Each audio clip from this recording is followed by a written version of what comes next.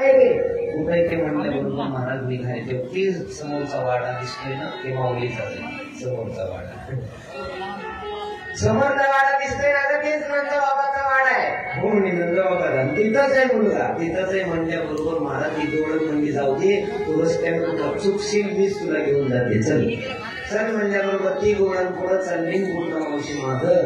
महाराज जसं निघल तसं गोकुळातल्या सगळ्या गोवळणी त्या गोवळणीला समोरच्या विचारायच्या अगं कोण एवढी सुंदर बाई आहे कोण एवढी सुंदर बाई आहे ही कुणाला बोलायची नाही. तिला वाटायचं जी कुणाला बोलली नाही की मला बोलली माझ्या मागे येईल आणि तिनं मग मी सांगितलंच होतं घेऊ नको मी तुझ्या पूर्ण मावशी मागं चलायची ती गोवळण पुढं चलायची. बघता बघता महाराज नंद यशोदेच्या वाड्यावरती आल्या आणि नंद यशोदेच्या वाड्यावरती आल्याबरोबर गोवळणीला सांगितलं हे बघा इथंच आहे तो श्रीकृष्ण जन्माला आलाय आणि त्याच्याच एवढा उत्सव म्हणून आम्ही बुड्या उभा केल्या. पाहिल्याबरोबर महाराज सकाळची वेळ होती. सकाळच्या वेळी यशोदा मैया स्वयंपाक करत होती. श्रीकृष्ण परमात्म्याला आंघोळ घातली होती आणि तो पाळण्यामध्ये टाकला होता.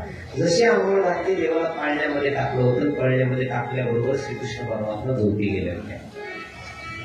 पूर्ण मावशीने आवाज दिला अरे यशोदे अगं आहे का घरात आहे का घरात म्हणल्याबरोबर आवाज दिला. स्वयंपाक करत होती. स्वयंपाक रूम मधून सांगितलं कोणा कोण आहे कोण आहे म्हणल्याबरोबर पूर्ण मावशीने सांगितलं अगं मी तुझी मोठी चुलत बहीण आहे. यशोदा म्हणजे आतापर्यंत माझी चुलत बहीण नव्हती कधी जन्म झाला तिचा. अगं म्हणे तू जन्माच्या अगोदरच माझा जन्म झाला लग्नही झालं होतं माझं मालक एवढं आडमुठं भेटलं त्यानं मला माहेरला त्याला मी येऊ दिलं नाही मला माहेरला येऊन दिलं नाही म्हणजे आता कुठंतरी तुला पोरग झालं हे पाहण्याकरता मी हो तुझ्या पोळाला वाढण घेऊन आली सोन्याची काळीची दागिने घेऊन आली. पूर्ण मावशीनं म्हणल्याबरोबर यशोदेला वाटलं जाऊ द्या कुठली का बहीण असं लेकराला घेऊन आली ना दागिने बोलविलं तिला आज बोलवलं पाठ टाकला बसायला म्हणे बसा. पूर्ण मावशीने विचार केला म्हणे देव कुठे सांगा अगोदर तर बाळ कुठे मला बाळ पाहू द्या. बाळ पाहू द्या म्हणल्याबरोबर यशोदेनं सांगितलं आताच त्याला आंघोळ घातली आणि ते पाळण्यात टाकले झोपी गेले. पाळण्यामध्ये टाकले झोपी गेले म्हटल्याबरोबर महाराज पूर्ण मावशी म्हणली असं कसं झोपी गेलं इकडं पाळण्यातच बसल्या बसल्या श्रीकृष्ण परमात्मा झोपल्या झोपल्या म्हणून होते. आमच्या आईला काही कळतच नाही मी की इथं झोपा काढायला.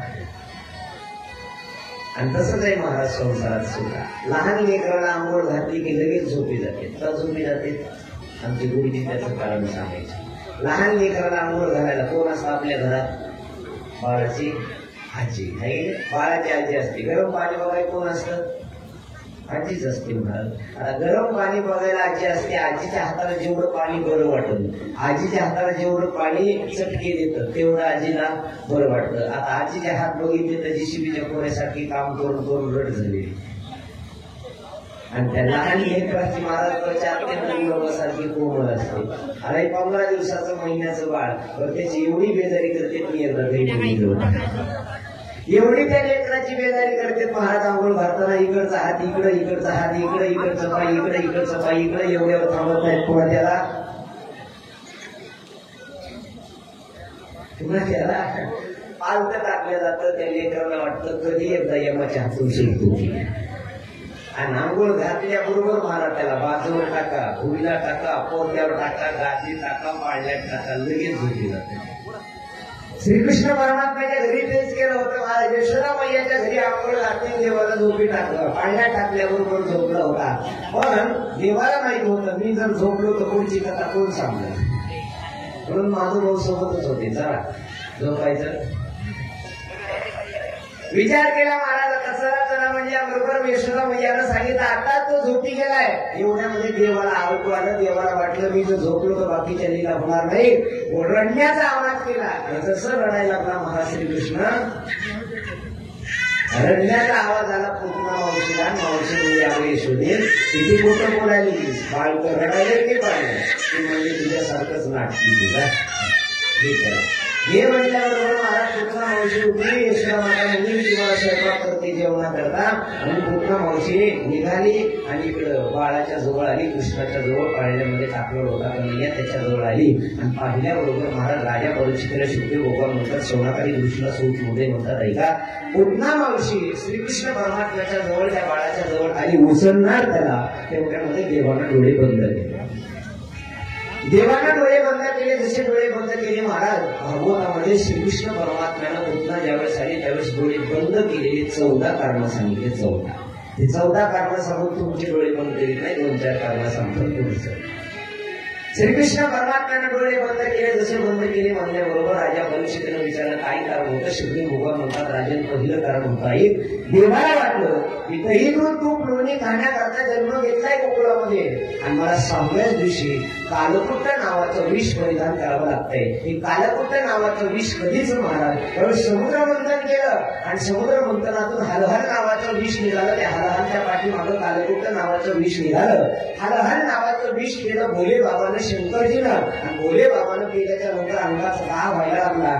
ते विष शरीरात जाऊ दिलं नाही आणि तोंडाच्या बाहेरही येऊ दिलं नाही, आपल्या कंठामध्ये साठवलं. विष कंठामध्ये साठवल्यामुळं कंठ निळा पडला. भोले बाबाला नावच पडलं नीळकंठ. भोले बाबाला नावच पडलं नीळकंठ.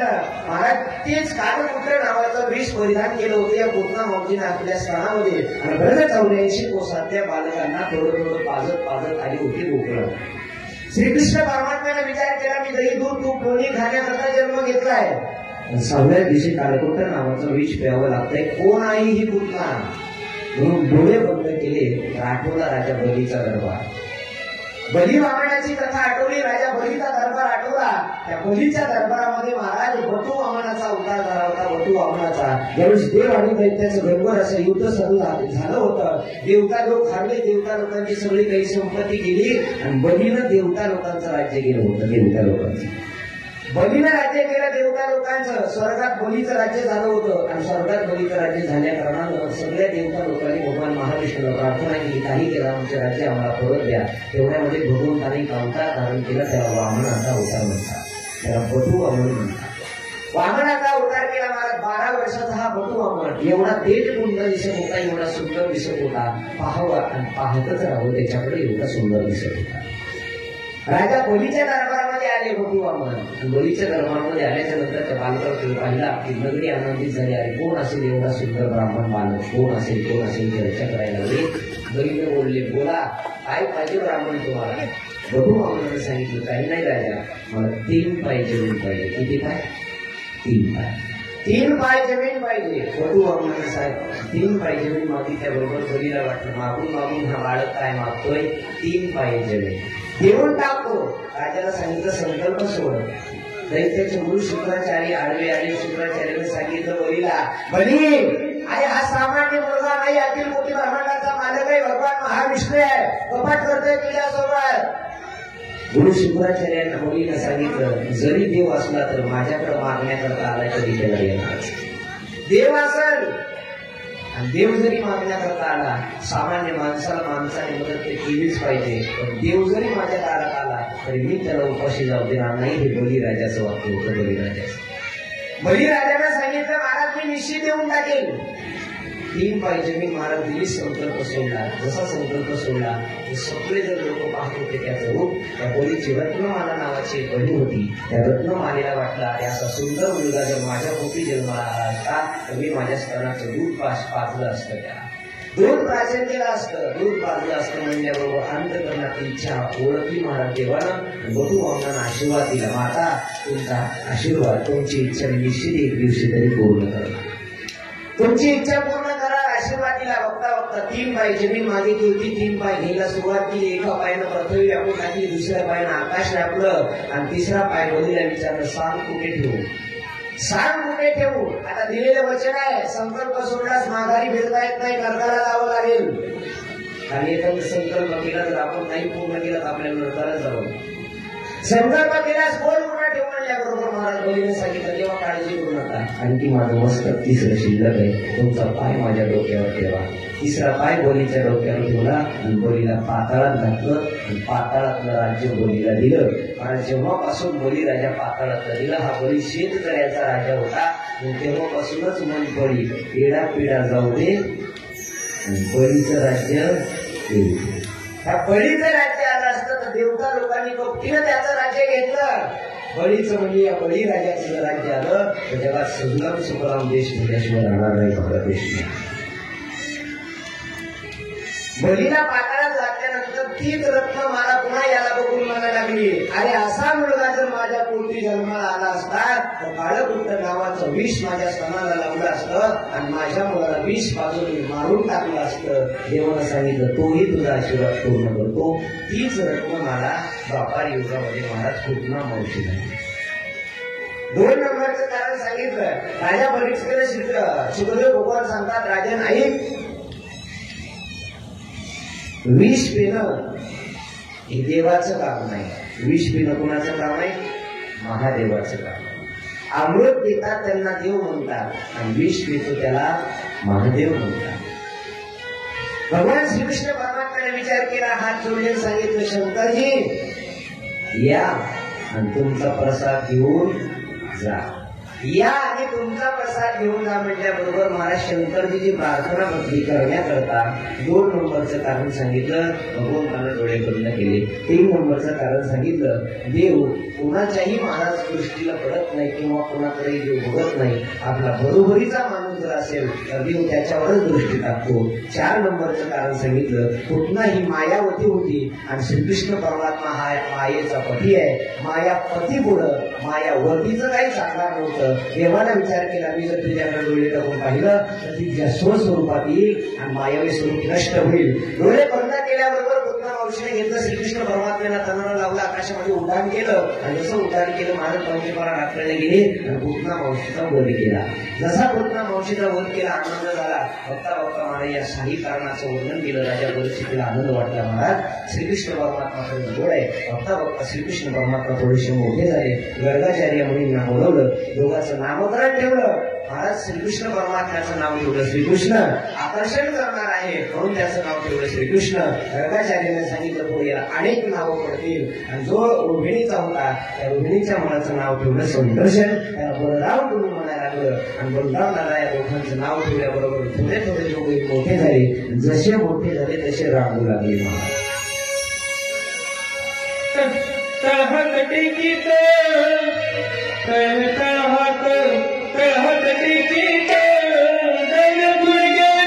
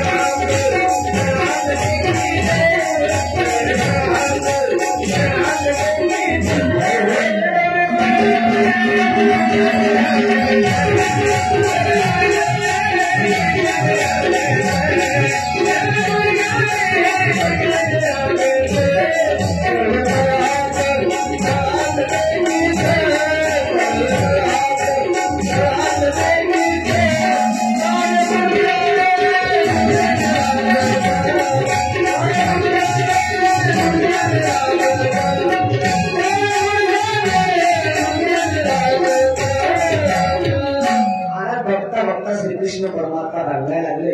रांगता रांगता देवानं चोऱ्या करायला सुरुवात केली. रांगत रंगणी चोरीत लोणी जाऊन गवळणी.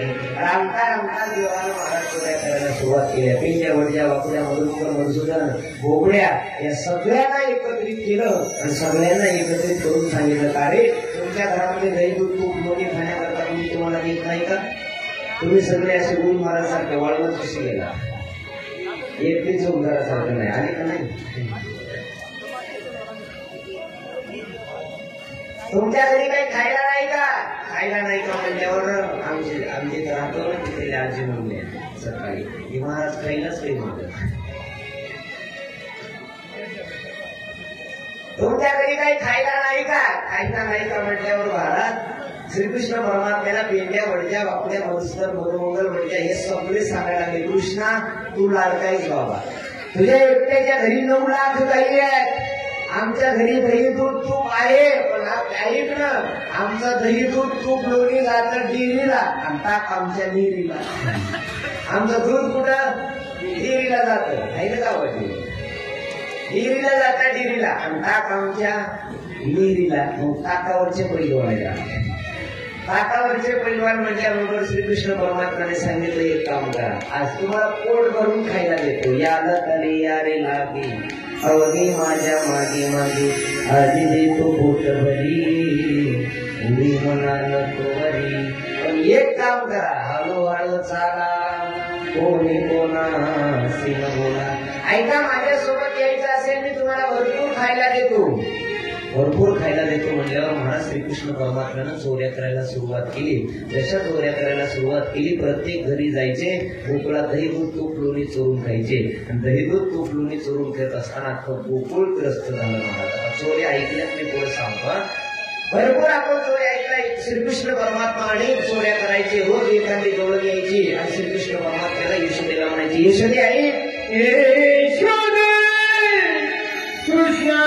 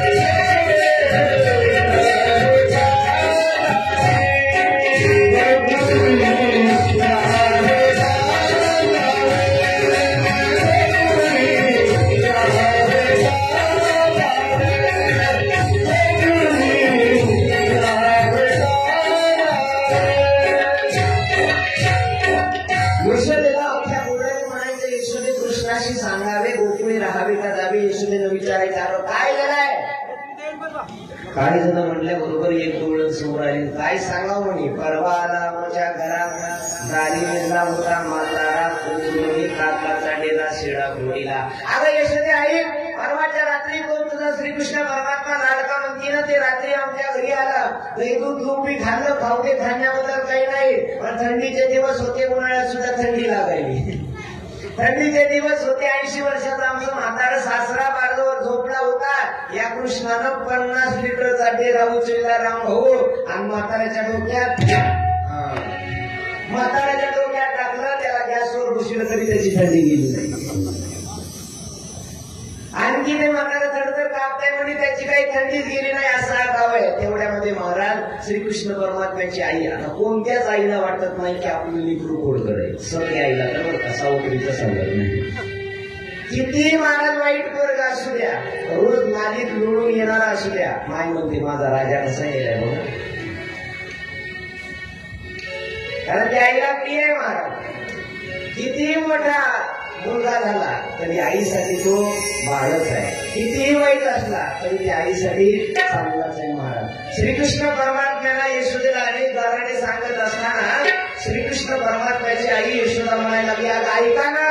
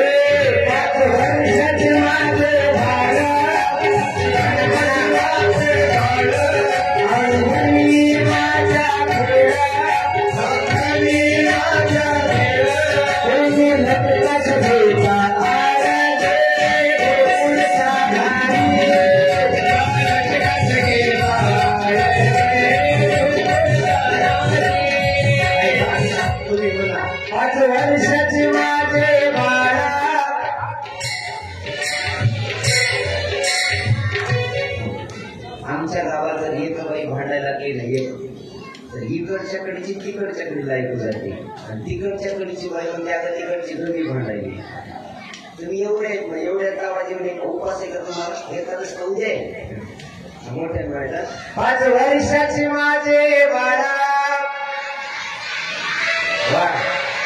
अंगणी माझ्या खेळात तुम्ही लटकाच घेता आडगे गोकुळच्या धारी.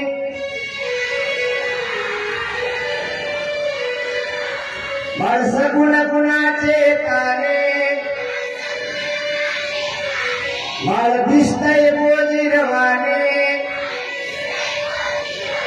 काय सांगता गाराने गे गोकुळच्या धारी. वा तुम्ही लपवून याचा भवरा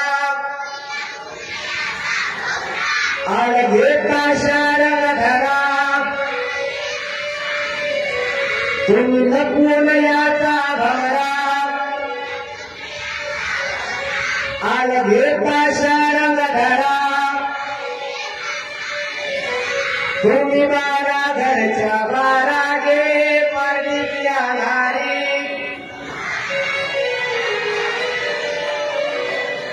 तुम्ही 12 घरच्या 12 गे गोकुळच्या नारी.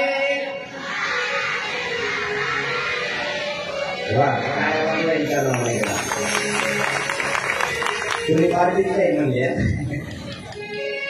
श्रीकृष्ण परमात्म्याची आई म्हणायला की अगं माझं बाळ कसं आहे, 5 वर्षाचं माझं बाळ आहे, माझ्याच अंगणात खेळतं आणि 5 वर्षाच्या पोराला कुठं 50 लिटरचा डेरा उचलता ग.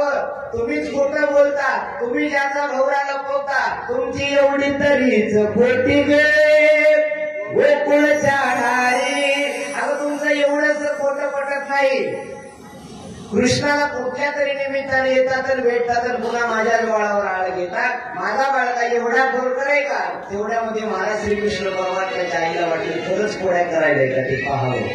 म्हणून एक दिवशी यशोदेने महाराज विचार केला, खरंच श्रीकृष्ण खोड्या करायला आहे का? तर खोड्या करायला राहिला, दिसल्याबरोबर श्रीकृष्णाची आई म्हणली, कदाचित माझ्या बाळाला दिष्ट लागली असेल, काय झालं असेल, बाहेर वासा झाला असेल, नाही तर एवढं माझं पोरग बिघडल्यावानी करीत. काय घडलं असावं श्रीकृष्ण परमात्म्याच्या आईला वाटलं, एवढे राक्षस त्यानं पाहिले, पूतना पाहिली, आगा पाहिला, बकासूर पाहिला, आगासूर पाहिला, का बघ करिता मारली बाळपणी अवघी दैत्यकाने बुडवली, एवढे राक्षस त्यानं पाहिले, कदाचित माझा बाळ भिला असून त्याला एखाद्या कुठल्याला. मग यशोदा मैयाला वाटलं त्याची दिष्ट काढावी. दिष्ट काढण्याकरता महाराज यशोदा मातेने अनेक पर्याय केले. एक मोठ्या कुंकावली गौड झाली आणि तिला सांगितलं, अगं अशी दिष्ट काढून बाळाची दिष्ट राहत नाही, यशोदे एक काम कर, याच्याहून पदर उतरून काढ. ऐका, आईच्या पदरामध्ये एवढी ताकद आहे, कितीही काळी नजर असू द्या, कितीही बाहेर वसा मोराला झालेला असू द्या, आईच्या केसातून आईच्या पदरात एवढी ताकद आहे. बाळावर पदर उतरला की त्याची काळी नजर निघून जाते, त्याची दिष्ट लागलेली निघून जाते. पण आता इकडे आपल्या आईला कळच नाही. माझ्या मित्राने एकदा व्हॉट्सअपला प्रश्न केला होता, पोरासाठी तुमच्यासाठी. माझ्या मित्रानं मला व्हॉट्सअपला प्रश्न केला, म्हणजे महाराज तू एवढा करतो? म्हणलं हो. मी एक प्रश्न विचारत होता. म्हणून हो विचार, आलं उत्तर तर देतो. मला इथून पुढे कलियुगातल्या मुलांना आईचा पदर भेटणार नाही, उत्तर सांगा. मला काय नाही माहिती, हे काही तुला ऐकलंही नाही. ते म्हणला नाही ना माहिती, नाही माहिती. मग हार लागता म्हणलं हो, मी गुरु होतो म्हणला तुझा. म्हणलं हो बाबा, आता काय हरकत आहे. मला इथून पुढे कलियुगातल्या सगळ्या आयाजींच्या पॅन्टी घालतील, मग पदर कुठून येईल? हा खरंय तुझं, पदरामध्ये एवढी ताकद आहे महाराज, कितीही काळी नजर असू द्या, निश्चित ती उतरल्याशिवाय राहत नाही. एवढी आईच्या पदरामध्ये यशोदेनं पदर उतरला. जसा पदर उतरला महाराज, तरी सुद्धा हे काही रडायचा थांबा. एकदा एका दिवशी श्रीकृष्ण परमात्म्याला पाळण्यामध्ये टाकलं, आणि जसं पाळण्यामध्ये टाकलं, कारण देवाला एक लीला करायची होती. सकाळची वेळ होती, महाराज भोले बाबा मोकळात आले, आणि भोले बाबानं संन्यासाचा वेश धारण केला होता. संन्यासाचा वेश धारण केला. संन्यासाचा वेश धारण केल्यानंतर भोले बाबाला वाटलं, मला श्रीकृष्ण परमात्म्याच्या बालरूपाचं दर्शन घ्यायचंय. देव बाळपणी रांगत असताना कसा दिसतोय मला पाहायचंय. दर्शन करण्याकरता भोले बाबा आले. जसे आले, महाराज अंगावरती भगवे वस्त्र धारण केले, गळ्यामध्ये साप घातला आणि गोकुळात आले. जसे गोकुळात आले तसे महाराज सगळ्याच गौरवी भेटायला लागल्या. पाहून काय साप पाहून हा भोले बाबाला पाहिल्याबरोबर भेटायला लागली. महाराज गोकुळामध्ये आलं, आणि जसं गोकुळामध्ये आलं, श्रीकृष्ण परमात्म्याचं दर्शन घेण्याकरता पाहिलं, अगोदरच कृष्ण रडत होता. यशोदेने सांगितलं, आता त्याला परत पाठवा. कोण आहे तो संन्यासी? कोण आहे संन्यासी? परत वाटला. श्रीकृष्ण काय रडायचा थांबत नव्हता महाराज.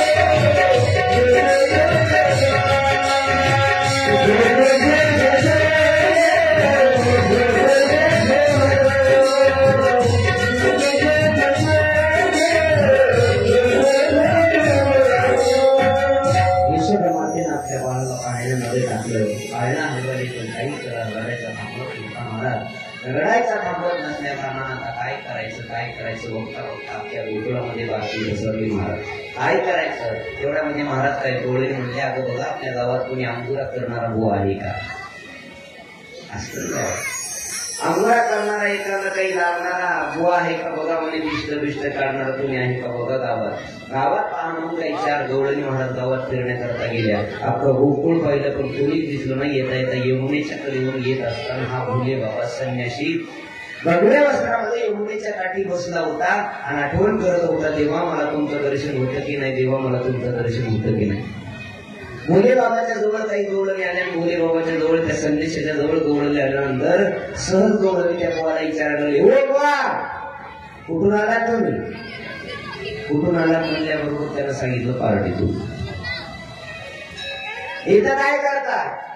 काय बुवाने सांगितलं तुम्हाला काय करायचं त्याच्यावर मी कुठून नाही आलो. काय काम आहे बोला? काही नाही. तुम्हाला दिष्ट काढता येते का? दिष्ट काढता येते का म्हटल्यावर भोले बाबांना सांगितलं मी भल्याची काढली. कुणाची काढायची सांगा? कुणाची काढायची आहे? काही नाही हो, आमचे नंद आणि यशोदा आहेत, यांच्या मुलाला दिष्ट लागली. ते काही सकाळपासून लढायचं थांबतच नाही. मग भोले बाबाला वाटलं देवाने बोलवणं पाठवलं. हो म्हणे मी दिष्ट काढतो पण नाही का, त्या बाळाला जर माझ्या मांडीवर दिलं तर मला दिष्ट काढता येते, नाही तर काढता येत नाही. ती दुसरी गवळण म्हणायला लागली, अगं काही बी हो म्हणून त्याच्या गाड्यातला सातवर आपल्याकडे कसा डोळ्यात उतारून बघायला. काही हो म्हणणं पण मला भीती वाटली. ते लेकरू यशोदा आधी ते रडायला लागलोय. यशोदेला सापाची भीती वाटते म्हणून तर हे सापावाला को आणला, सकाळी घराच्या बाहेर हाकलून दिलं त्याला आणि हो म्हणलं. एवढ्यामध्ये ती गवळण म्हणली दुसरी गवळण, ना पर्याय तर काही शिल्लक नाही, एवढाच बुवा आहे, ती बी जाईल उद्या परवा. आणि मग कोण काढायची दिष्ट? कोण काढायची दिष्ट म्हणल्याबरोबर महाराज ही गवळण म्हणजे ठीक आहे तयार होतो. महाराज त्या संदेशाला घेऊन आले नंदबाबाच्या वाड्यावरती. श्रीकृष्णाला महाराज घरामध्ये बसवलं. यशोदा म्हणजे तिकडच्या घरात त्याला बस म्हणा आणि मी इकडच्या घरात बसते. गवळण म्हणली असं काही मग ते जाईल उठून. त्याला बाकीच्या गोष्टी काही नाही म्हणे, मांडीवर लेकरू ठुलं की त्याला दिष्ट काढता येते. महाराज घाबरत यशोदेच्या कापातला मुलगा त्या गवळणीनं घेतला याला आणि भोले बाबाच्या मांडीवर ठेवलं. जसे भोले बाबाच्या मांडीवर ठेवल्याबरोबर जे रडणारा कृष्ण 1 मिनिटामध्ये शांत झाला आणि हसायला. 1 मिनिटात महाराज शांत झाला आणि हसायला लागला. जसा हसायला लागला सगळ्या गवळणी हसायला लागल्या.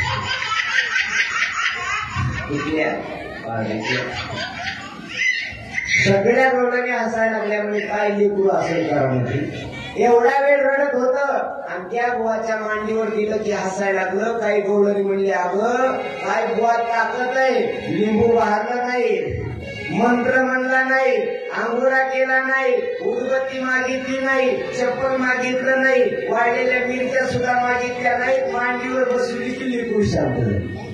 बस बुवा असावं तर 1 मिनिटातच दिष्ट दूर केली म्हणे. दुसरी गवळण म्हणली, अगं ते लेकरू रडायले त्याच्याकडे बघा, ते रडायले. आता पाहिलं तर महाराज त्या बुवाच्या डोळ्यामध्ये पाणी. एक गवळण म्हणजे आता या लेकराची दिष्ट काढली पण या बुवाची गुन्हा काढायची. आता ते बुवाच रडायला लागला म्हणजे आता या बुवाची दिष्ट कोणी काढायचा. राजा परीक्षितला शेवटी भगवान म्हणतात, भोले बाबानं श्रीकृष्ण परमात्म्याचं दर्शन केलं.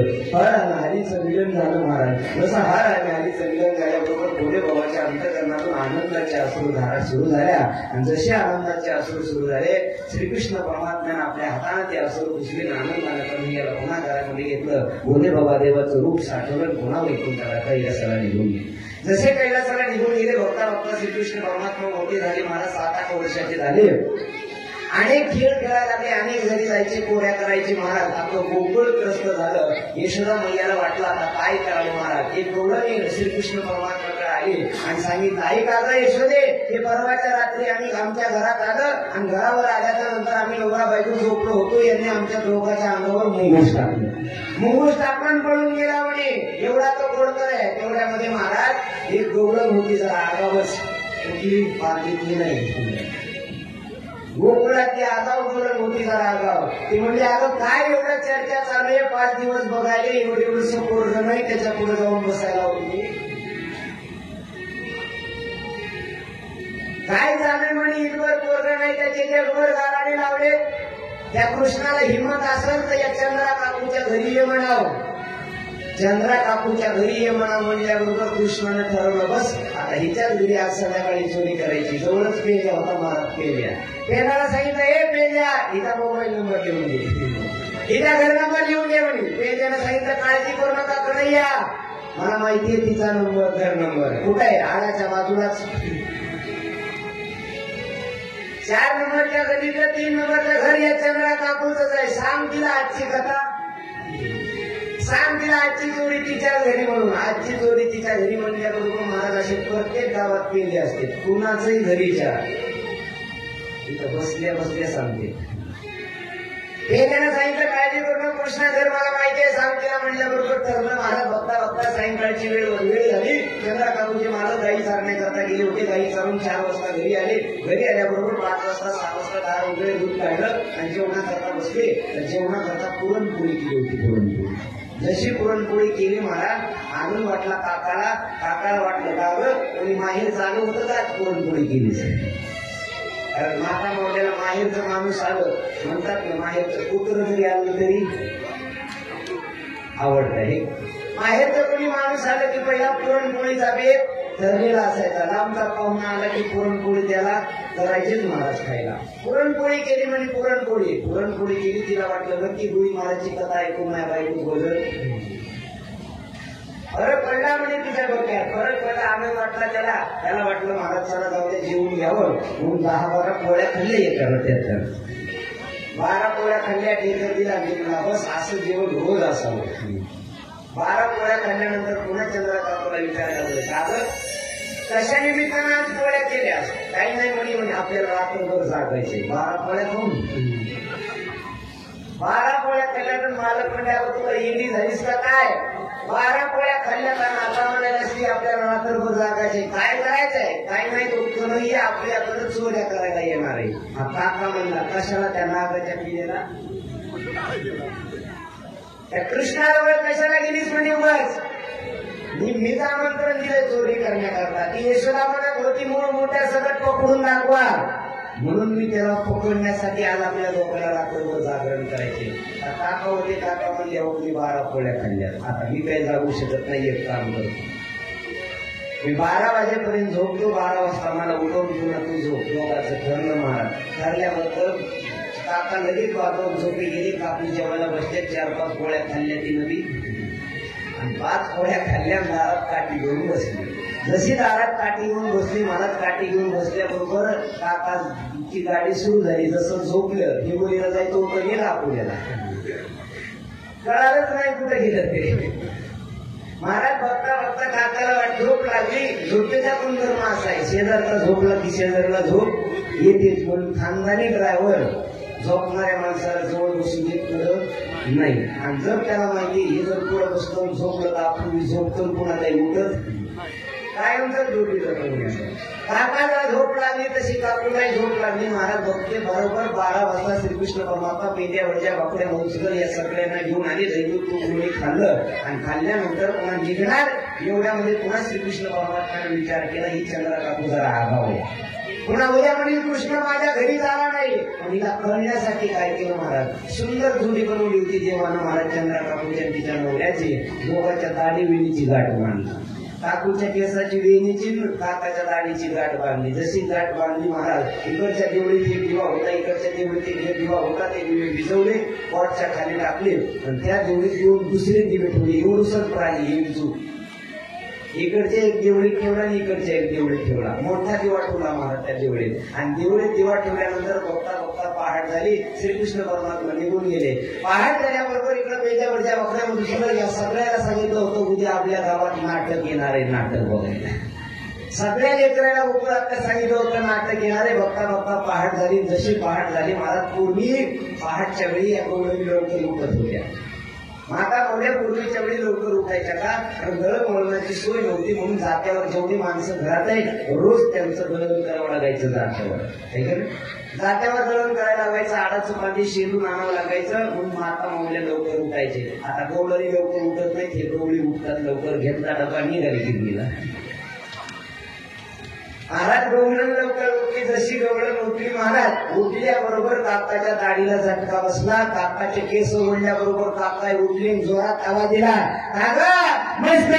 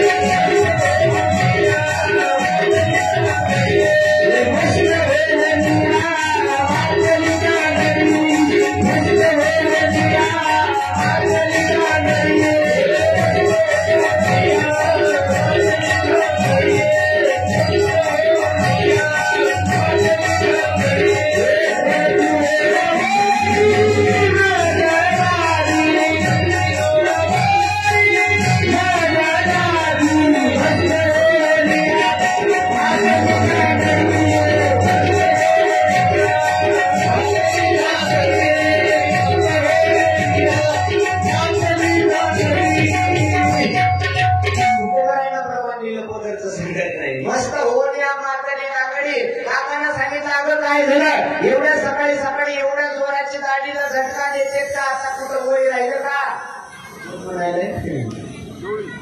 काका म्हणाले आता काकू म्हणल्या तुम्हीच माझी वेणी ओढली, काका म्हणजे तूच माझी दाढी ओढलीस. मला दोघांचं भांडण सुरू झालं ब्रह्ममुहूर्तावर पहाटे 4 वाजता. 4 वाजता भांडण सुरू झालं. काकी म्हणाल्या काय तुम्ही माझी वेणी ओढली, काका म्हणतात काही तूच माझी दाढी ओढली. बघता बघता महाराज काकाला वाटलं जाऊ द्या कुठे हिच्या नादी लागाव. कोणाला वाटलं? काकाला वाटलं कुठे हिच्या नादी लागाव, आपलीच माघार. जाऊ दे बाई पुन्हा का ओढीला सोडून दे. बघ काय झालंय महाराज हातचे पंच राहिलं तर दाढीची वेणीची गाठ बांधली. दाढीची वेणीची गाठ बांधलेली पाहिली, जशी पाहिली महाराज गाठ सुटता सुटणं तोडता तुटना. बघता बघता महाराज या काकानं सांगितलं काकूला अगं बघ जा लवकर देवा तरी लाव देवळीत, जा लवकर देवा तरी लाव देवळीत म्हणल्याबरोबर महाराज काकू म्हणले आता जा नाही गाठ बांधली, चला एकटीला कुठं जाता येतं, चला म्हणले महाराज. चला म्हणल्याबरोबर निघाले. काकून देवळीत हात घातला, जसा देवळीत हात घातला तिथं दिवा होताच. त्या दिव्यानं प्रसाद दिला महाराज. आता ते दिवा किती प्रसाद येते ज्याला चावलं त्याला विचारा, मला काही चावलं नाही. दिव्यानं प्रसाद दिल्याबरोबर काकानं जरा 12 वाजल्यासारखं तोंड केलं. काकून सांगितलं अगं काकाला सांगितलं अहो इथं दिवा नाही तिकडच्या देवळीत असं चला. तिकडच्या देवळीत म्हणल्याबरोबर काका म्हणल्या अगं 5 वाजत आले चल लवकर. हार काढायला जायचे कारण पूर्वीच्या काकाचं वजन होतं काकूजवळ, आता राहिलं नाही. महाराज काकाजवळ आले. काकाला म्हणायला लागले लाव लवकर दिवा. लाव म्हणल्याबरोबर काकू म्हणले आता माझी बारी झाली, आता तुमची बारी आली. ते मला याच्यात काय बारी म्हणजे गाठ बांधली, आता अर्धा असते.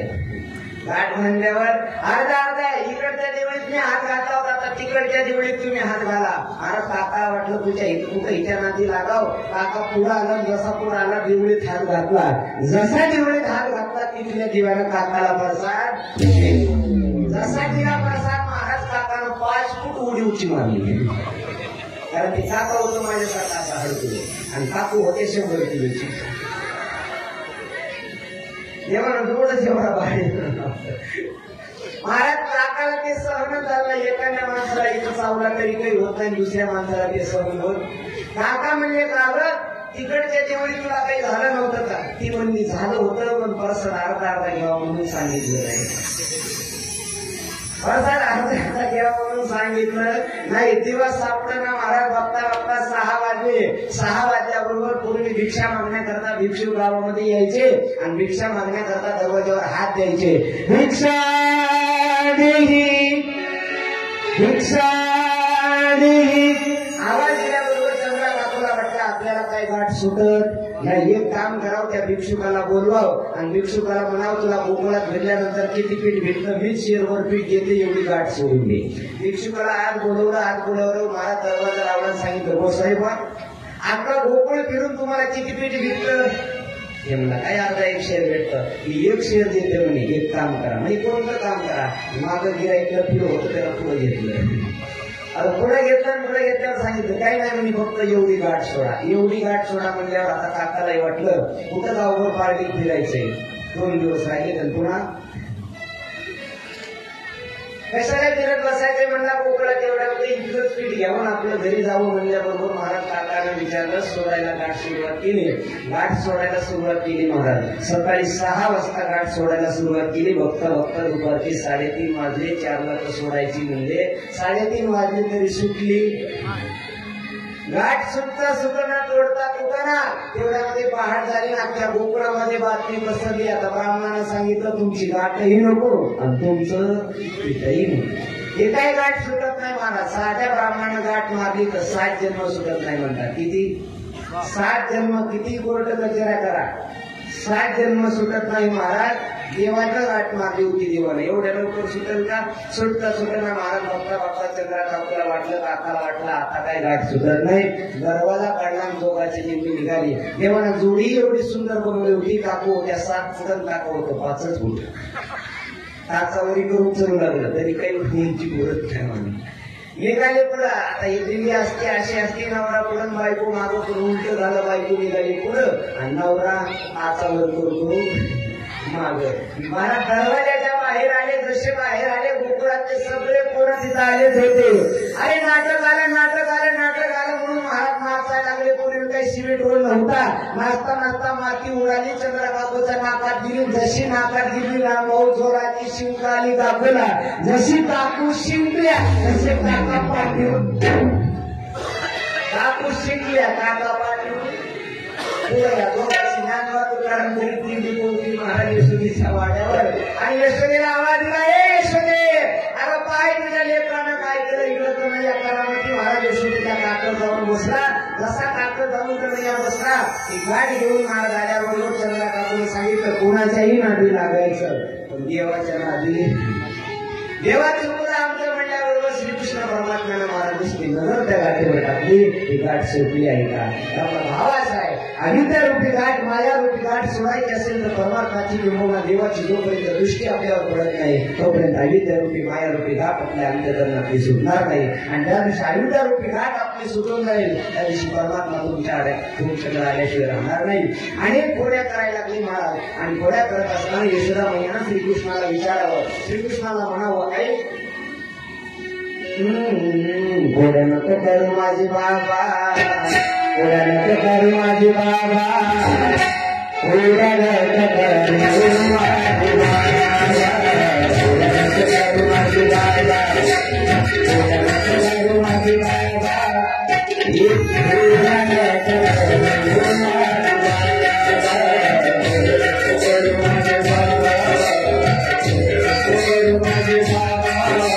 बाबा.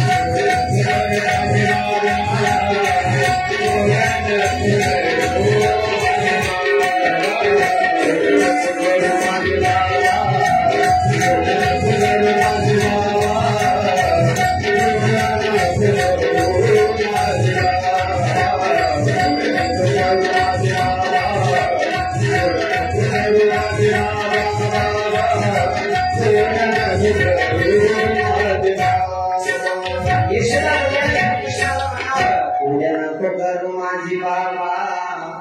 उद्या नको करू माझी बाबा. उद्या नको करू माझी बाबा. एक नाही नको घोड्या करू तरी श्रीकृष्ण परमात्म्याच्या घोड्या बंदच झाल्या नाही. एक दिवशी सकाळच्या वेळी यशोदा मैया उठली. चतुर्थीचा दिवस होता. गणपतीच्या मंदिरात गेली. केली आणि गणपती बाप्पाला नवस केला. कुणाला? गणपती बाप्पा. गणपती बाप्पाला सांगितलं, हो गणपती बाप्पा, माझं पोरग जर सुधारलं, माझ्या पोरानं जर पोळ्या बंद केल्या तर मी तुम्हाला 1000 मोदक देते. किती? 1000 मोदक देते म्हटल्याबरोबर महाराज यशोदा मैयानं नवस बोलला गणपती बाप्पाला. श्रीकृष्ण परमात्म्याला वाटलं गणपती बाप्पाची जरा मजाच घ्यावी. 1 मास देवी कोडी नाही केली आणि प्रचिती आली यशोदेशी. 1 महिनाभर देवाला खोड्या बंद केल्या. जशा खोड्या बंद केल्या यशोदेला वाटलं गणपती नवसाला पावला. गणपती नवसाला पावला म्हणून नवसातून उत्तीर्ण होण्यासाठी महाराज सकाळच्या वेळी ब्रह्ममुहूर्तावर यशोदा माता उठली. भले मोठे मोदकं बनवलं आणि मोदकं बनवून 1000 मोदकाचं ताट तयार केलं आणि श्रीकृष्णाला हाताला धरलं आणि गणपती बाप्पाच्या मंदिरात आली. गणपती बाप्पाच्या मंदिरात आली. जशी गणपती बाप्पाच्या मंदिरात आली, आरतीचं ताट आणलं पण आरती पेटवण्याकरता माचीसच सापडणं गेली. मग आरती पेटवण्याकरता माचीसच सापडणं. माचीसची डबे घरी राहिली. यशोदेनं सांगितलं, आई ग कन्हैया, हे ताट इथं ठेवते, घरी जाऊन लवकरात लवकर माचीसचे डबे घेऊन येते. गणपती बाप्पाला आरती करायची. नीट लक्ष ठेव, एखादी मांजर येईल आणि मोदक खाऊन जाईल. कृष्णानं सांगितलं, एवढा बोका इथं असताना दुसऱ्या मांजरीची काय ताकदही घ्यायला. काळजी करू नको आई, तू जा म्हणल्याबरोबर श्रीकृष्ण परमात्म्याची आई यशोदा मैया महाराज इकडे घरी आले. तोपर्यंत श्रीकृष्ण परमात्म्याने गणपती बाप्पाला सांगितलं, काय मोठ्या डेरीवाले, आमच्या घरचे नैवेद्य खायचे का? गणपती म्हणला, मी काही तुमच्या आईला सांगितलं नव्हतं बाबा. गणपती बाप्पाला सांगितलं, गपची बसायचा, मोदक एक सुद्धा मागायचा नाही. आणि गणपती महाराज बघतच राहिला. आणि श्रीकृष्ण परमात्म्याने एक मोदक घ्यायचा, तोंडात टाकायचा, एक मोदक घ्यायचा, तोंडात टाकायचा. गणपती तुळू तुळू बघू लागला. गणपतीला वाटलं, एक तरी मोदक देईल, एक तरी देईल. 1000 मोदक खाल्ले महाराज आणि देवाला डेकर दिला. आणि गणपतीने एवढंच फोन केलं. गणपतीला वाटलं, थोडी बी दया आली नाही माझी पारडीतल्या लोकांना, थोडी बी दया आली नाही म्हणे. दया कशी आली नाही? जेवणासाठी बांधणं चालू, आज इकडे नेणार, आज तिकडे नेणार. दया कशी आली नाही? महाराज तेवढ्यामध्ये सांगितलं, आई गणपती बाप्पा बोलायचं नाही. महाराज गणपती एवढं सपोर्ट करून बसल्यामुळे देवाला श्रीकृष्णाला वाटलं हे गणपती आईला काड्या करेल. घेतला गणपती तोंडात टाकला. गणपतीलाच खाऊन टाकलं.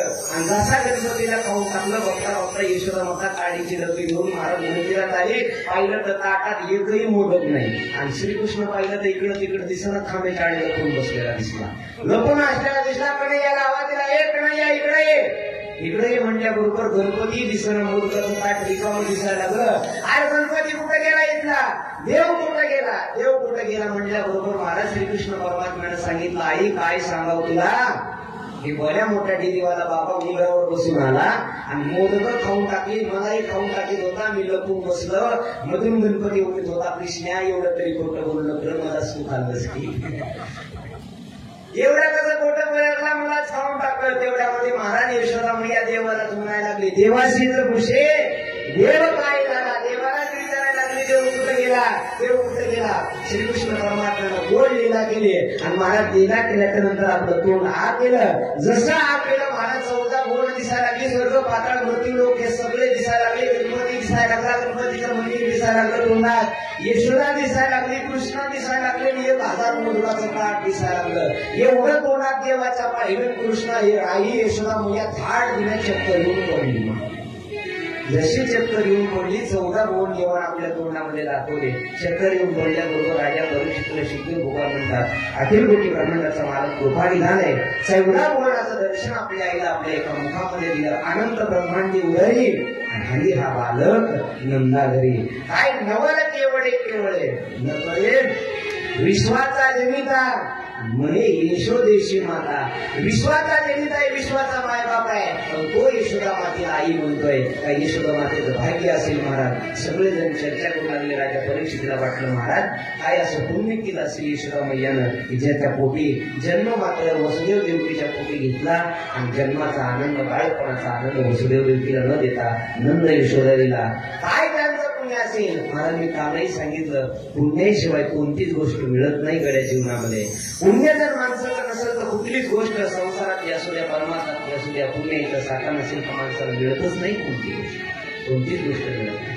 श्रीकृष्ण परमात्म्याने आपल्या आईला 14 बोधाचं दर्शन दिल्याबरोबर महाराज पुन्हा तोंड लावून घेतलं. जसा तुझा गणपती बाप्पा मोदकाचं ताट आईने आनंदाने केलं. महाराज राजा परीक्षितीने शुकदेवला विचारलं, महाराज कोणतं असं कोणती केलं होतं की ज्या योगाने यशोदाबाईच्याच घरी बाळक श्रीकृष्ण परमात्मा राहिला.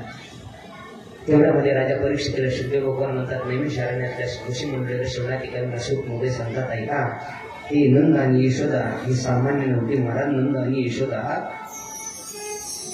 ही सत्ययुगातले द्रोण नावाचे वसू होते आणि त्यांची धरा नावाची पत्नी ही यशोदा मात्र. सत्ययुगामध्ये अनेक वर्ष संसार करून त्यांना मुलगा प्राप्त नव्हता या द्रोण आणि वसूला. आणि मुलगा प्राप्त नसताना अनेक वर्ष त्यांनी तपश्चर्या केली. अनेक वर्ष तपश्चर्या केल्याच्या नंतर भगवंताने आशीर्वाद दिला, निश्चित तुमची एक दिवशी तरी इच्छा पूर्ण करेल. एक दिवशी सकाळची वेळ होती आणि सकाळच्या वेळी बघा देव पोटी नाही, चांगला मुलगा जरी पोटी यावं लागतं तर किती कष्ट करावे लागतात त्याच्याकरता सांगतो. राजा परीक्षितीला शुकदेव भगवान म्हणतात, काय पुण्य केले या द्रोण आणि धरानं. द्रोण नावाचे वसू एवढे सांगितल्यात होते महाराज परमात्माच्या. रोज 3 वेळा देवाची संध्या करायची. धरा माता अखिल कोटी ब्रह्मांडाच्या मालकाचं जप भोजन संन्यास करत सगळं रोज नित्य निमान भजन करायचे. अतिथीला देव म्हणून पूजन करायचे. एक दिवशी सकाळची वेळ होती. सकाळच्या वेळी 4 ऋषी ते दुसरे कुठले नाही महाराज. ब्रह्मदेवाने शंकरजीनं महाविष्णूनं महाराज अशी प्रतिज्ञा केली की यांच्या घरी जाऊन आदर आतिथ्य करतात की नाही, त्या अतिथीला देव मानतात का नाही यांच्यासाठी परीक्षा घेण्याचं ठरवलं. भगवान महाविष्णूचं गोसाईचं रूप धारण केलं. शंकरजीनं गोसाईचं रूप धारण केलं. ब्रह्मदेवानं गोसाईचं रूप धारण केलं. भगवान महाविष्णूनं छोट्याशा बालकाचं रूप धारण केलं. 2 संन्यासी झालेली एक बालक झाला भगवान महाविष्णू बालक. सकाळच्या वेळी धरा माताच्या घरामध्ये आले. 2 नावाचे वसूल महाराज भिक्षा मागण्याकरता गावात गेले होते. आणि सकाळच्या वेळी आवाज दिला गोसायानं, आई आम्हाला भूक लागली आहे, काहीतरी अन्न मिळेल का? काही आपली भारतीय संस्कृती अतिथी देवो भव मानणारी एखादा गरीब माणूस जर आपल्या घरामध्ये आला तर त्याला बिनमुख पाठवायचं नाही, आपल्याकडून पाणी तरी त्याला पाजून पाठवायचं. पाणी तरी. धरण नावाचे महाराज वसू मात्र भिक्षा मागण्याकरता गेले होते. घरात तर काही नव्हतं, गरीब होते अत्यंत. घरा मातेला वाटलं अरे अतिथी आलाय, त्याच्यासोबत एक बाळ आहे. आणि ते बाळ म्हणते, आई मला भूक लागली, काहीतरी खायला आहे का? आई मला भूक लागली, काहीतरी खायला आहे का? म्हटल्याबरोबर महाराज आईच्या अंतकरण होतं द्रोण मातेचं. घरा मातेचं अंतकरण पाजलं, डोळ्यात पाणी आलं. माझ्या घरात तर काही नाही, पण बसा मी तुम्हाला काहीतरी खायला आणून देते. जवळच किराणा दुकान म्हणतो, त्या किराणा दुकानाच्या जवळ गेली धरा माता. विनंती करू लागली, महाराज बालक थोडंफार अन्न द्या. 3च माणसं आमच्या घरी आले, त्यापैकी एक बालक आहे, 2 संन्यासी आहे. त्यांना भूक लागली आहे, त्यांना काहीतरी थोडाफार खाण्याकरता शिधा द्या. त्या दुकानदारानं सांगितलं, पैसे आणले का? धरा मातेने सांगितलं, माझ्याजवळ धन तर नाही. मालक भिक्षा मागण्याकरता गेले, ती आलं की मी देते. तेवढ्यामध्ये महाराज दुकानदाराची वाईट नजर पडली त्या धरा मातेच्या शरीरावरती. आणि धरा मातेच्या शरीरावरती वाईट नजर पडल्यावर तो दुकानदार धरा मातेला सांगतो, मी तुला लागेल तेवढा काम देतो, लागेल तेवढा पैसा देतो, लागेल तेवढा अन्नधान्य शिधा देतो, पण हे शरीर तू मला देशील का? हात केला शरीराकडे आणि शरीराकडे हात केल्यानंतर धरा मातेला वाटलं माझेच ते तण मागायला लागलाय आणि माझ्या स्तनाचा कसलाही विचार न करता महाराज धरा मातेने सांगितलं, मी तयार आहे. अतिथीला देव मानणारी संस्कृती आहे बघा, उगाच कोण कुणाच्या पोटी येत नाही. धरा मातेला विचार केला, माझ्या शरीराकडे यानं हात केलाय ना, मला जवळच एक चाकू पडलेला होता, तो चाकू घेतला, आपले 2 स्तन कापले धरा मातेनं तराजू मध्ये ठेवले. जसे तराजू मध्ये ठेवले, रक्त बंबाळ शिवले झालं महाराज. दुकानदार आई म्हणून धरा मातेच्या पाया पडला आणि तिला सांगितलं, आई माझं चुकलं, मला क्षमा करा, जेवढा लागल तेवढा शिदा घेऊन चला, मी तुमच्या सोबत येतो. शिदा घेतला महाराज. धरा माते आसक्त झाली, रक्त शरीरातून निघतंय. बघता बघता घरात आली. घरात आल्यानंतर शिजवलं ते आणलं. 3 जणांना जेवायला वाढलं. रक्तात धरा एवढा मोठा सडा पडला, रक्ताचा रक्त शरीरातून रक्त निघत होतं. आसक्त झाली. ताट लावले महाराज. अन्न वाढलं ताटावर आणि शेवटच्या वाळाला अन्न वाढत असताना गोमाता आसक्त झाली आणि धाड तिने चक्कर येऊन पडली. पाहिलं तर शरीरातून रक्त निघतंय. महाराज या 3 देवांना पाहिलं, अरे आम्हाला अतिथी व भावना मानणारी धरा माता किती भाग्यवान आहे.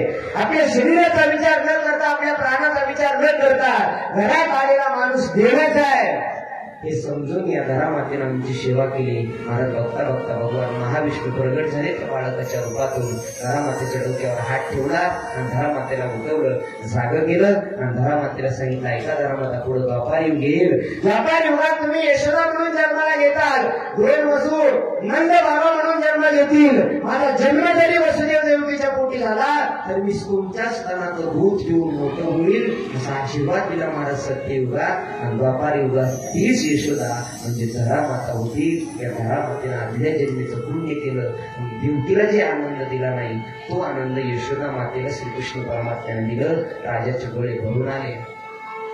राजा परीक्षिती महाराज करुणानिधान कृपानिधान अखिल कोटी ब्रह्मांडाचं भजन करायला लागला. आणि शिकटे म्हणा विचारला, देव किती कृपाळू आहे, देवाची सेवा